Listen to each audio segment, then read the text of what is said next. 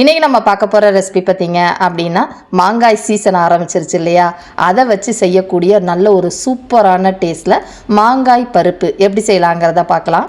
இந்த மாங்காய் பருப்பு இப்போ சீசனில் புளிப்பாக கிடைக்கிற மாங்காயை வச்சு செய்கிறப்ப தாங்க டேஸ்ட்டு அட்டகாசமாக இருக்கும். இதை நல்ல சாதத்தோடு பிசைஞ்சு சாப்பிட்றதுக்கும் சரி, சப்பாத்தியோட வச்சு சாப்பிட்றதுக்கும் ரொம்பவே நல்லாயிருக்கும். சாதத்தோடு பிசைஞ்சு சாப்பிட போகிறீங்க அப்படின்னா சூடான சாதமோ ஆறுன சாதத்துலேயும் இந்த பருப்பை போட்டு நெய் ஊற்றி சாப்பிட்டீங்க அப்படின்னா வெறும் அப்பளமும் ஊறுகாயோ இருந்தால் மட்டும் போதும், செம்ம டேஸ்ட்டாக இருக்கும். கட்டாயமாக ட்ரை பண்ணி பாருங்கள். Hello friends, welcome to Gomathi's kitchen. Gomathi's கிச்சனை சப்ஸ்கிரைப் பண்ணாதவங்க சப்ஸ்கிரைப் பட்டனை ப்ரெஸ் பண்ணிக்கோங்க. உடனுக்குடனே அப்டேட் வேணும் அப்படின்னா பக்கத்தில் இருக்க பெல் பட்டனில் ஆல்ங்கிற ஆப்ஷனை மறக்காமல் ப்ரெஸ் பண்ணி வச்சுக்கோங்க. இப்போ இந்த மாங்காய் பருப்பு செய்கிறதுக்காக நான் 1/2 கப் அளவுக்கு துவரம் பருப்பு எடுத்துருக்குறேங்க. இன்றைக்கி நான் செய்ய போகிறது குறைஞ்சது ஒரு 5லேருந்து 6 பேர் நீங்கள் தாராளமாக சாப்பிடலாம். இதனால் ஒரு 2 தடவை கழுவிட்டு எந்த கப்பில் பருப்பு எடுத்தீங்களோ அதே கப்லேயே 3 கப் அளவுக்கு தண்ணி சேர்த்துக்கோங்க. இதில் ஒரு 1/4 டீஸ்பூன் அளவுக்கு மஞ்சள் பொடி சேர்த்துக்கலாம். இதெல்லாம் நல்லா கலந்து விட்டுட்டு இதை வேக வச்சுக்கலாங்க. வேக வைக்கிறதுக்கு குக்கரை மூடி ப்ரெஷர் வச்சுட்டு ஒரு மிதமான தீயில் 4லேருந்து 5 விசில் பருப்பு நல்லா மலர்ந்து கொஞ்சம் குழைவாகவும் வேகட்டும். இப்போ இது வெந்துக்கிட்டு இருக்க சமயத்துக்குள்ளே மாங்காயை வேக வச்சுக்க போகிறோம். மாங்காய் பாருங்களேன், இந்த மாதிரி நல்ல புளிப்பான மாங்காய் எந்த மாங்காய் வேணால் எடுத்துக்கலாம். கிளிமுக்கு மாங்காவோ இல்லை ஊறுகாய் மாங்காவோ. நான் இந்த சைஸில் இப்போ எடுத்துருக்கிற அளவுக்கு ஒரு மாங்காயை எடுத்து தோலை சீவி கொட்டையை மட்டும் எடுத்துட்டு சதையை நறுக்கி வச்சுருக்கிறேன். இப்போ அதை வேக வச்சுக்க போகிறோம். அந்த பருப்பு வெந்துக்கிட்டு இருக்க சமயத்தில் சைட் பை சைடு மாங்காவையும் வேக வச்சுக்கோங்க. இப்போ பார்த்தீங்கன்னா ரொம்ப பொடுசாகவும் நறுக்கணும்னு இல்லை, பெருசாகவும் நறுக்கணும் இல்லை. முடிஞ்ச அளவுக்கு அந்த மேல் தோலை எடுத்துட்டு இந்த மாதிரி நறுக்கி சேர்த்துக்கோங்க. இப்போ இதுலேயே இது காரத்துக்கு ஏற்ற மாதிரி பச்சை மிளகாய் கொஞ்சம் சுருக்குன்னு இருந்தால் தாங்க நல்லாயிருக்கும். நான் ஒரு 7 பச்சை மிளகாயை நறுக்கி சேர்த்துருக்கிறேன். காரத்துக்கு ஏற்ற மாதிரி சேர்த்துக்கோங்க.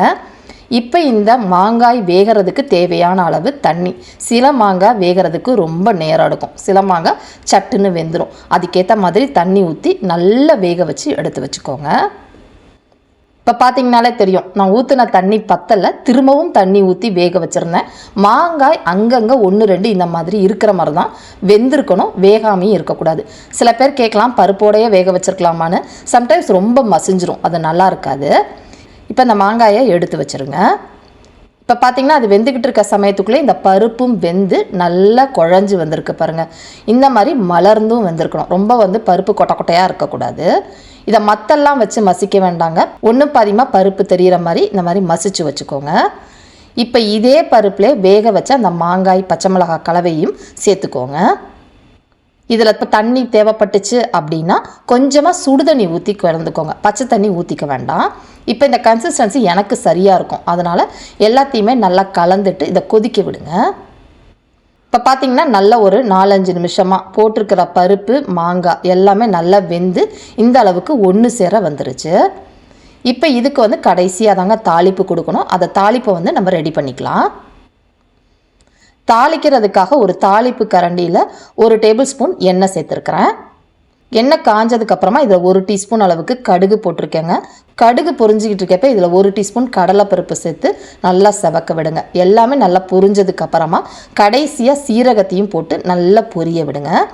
இதில் மிளகாயிலேருந்து விதையை எடுத்துட்டு வெறும் சிவப்பு மிளகாய் மட்டும் 3 சேர்த்துருக்குறேன். இதில் காரம் இருக்காது, அது நல்ல இந்த அளவுக்கு செவக்கிற மாதிரி பொரிய விட்டுருங்க. அதுக்கப்புறமா ஒரு 1/2 டீஸ்பூன் அளவுக்கு பெருங்காய பொடியும் போட்டு நல்லா கலந்து விட்டுட்டு இதில் கருவேப்பிலை இலைகளை கடைசியாக போட்டு பொரிய விடுங்க. இந்த மிளகாய் செவக்கணும். இதில் மிளகாய்த்தூளை கடைசியாக போட்டு கலந்துப்பாங்கங்க. நான் அந்த பச்சை மிளகாய் காரம் மட்டும் போதும்னு சொல்லிட்டு தாளிப்பை இதில் சேர்த்துட்டேன். சப்போஸ் உங்களுக்கு காரம் பத்தலை அப்படிங்கிறப்ப இந்த தாளிப்பில் கடைசியாக ஒரு 1/2 டீஸ்பூன் மிளகாய்த்தூள் போட்டு கலந்துட்டு உடனே சேர்த்துக்கோங்க, காரம் கரெக்டாக இருக்கும். இதில் தேவையான அளவு உப்பு கடைசியாக சேர்த்துக்கோங்க. 1 டீஸ்பூன் சேர்த்திங்கன்னா சரியாக இருக்கும்.